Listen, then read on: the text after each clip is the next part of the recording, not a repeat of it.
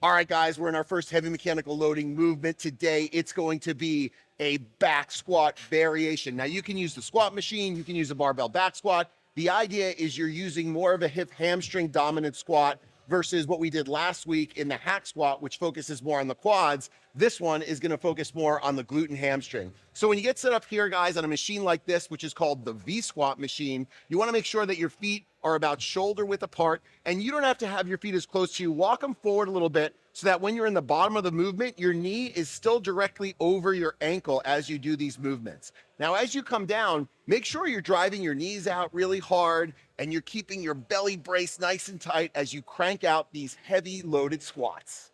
All right, guys, so as we lead up in these sets, we're gonna get heavier and heavier and the reps are gonna come down lower and lower. Your first set is gonna be 30 blood flow reps, just nice and light, 2 seconds down, 2 seconds up, just getting familiar with the movement and the pattern, pushing a bunch of blood into these muscle groups to get you primed up and ready to load.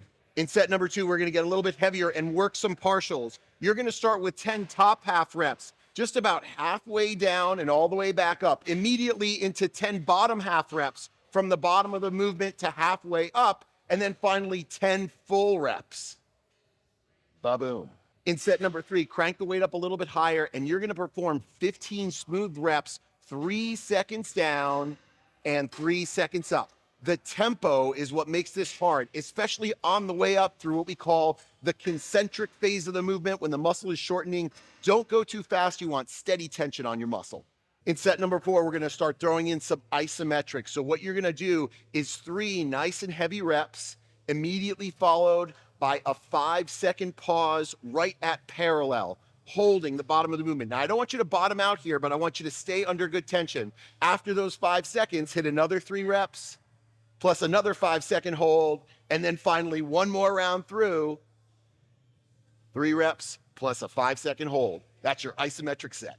Set number 5, bump the weight up again, and you're gonna go 12 reps with just a 3-second negative. Notice how in these, we're not telling you how fast to go on the way up. You can go up nice and fast as you go through the concentric phase, but on the way down, control that negative. This is gonna be one of your heaviest sets of the day. All right, in your final set, guys, we're going to an RPE 10. That's reaching the point where you're hitting mechanical failure. This is gonna be a drop set, so you're gonna hit 10 heavy reps with a 3 count down.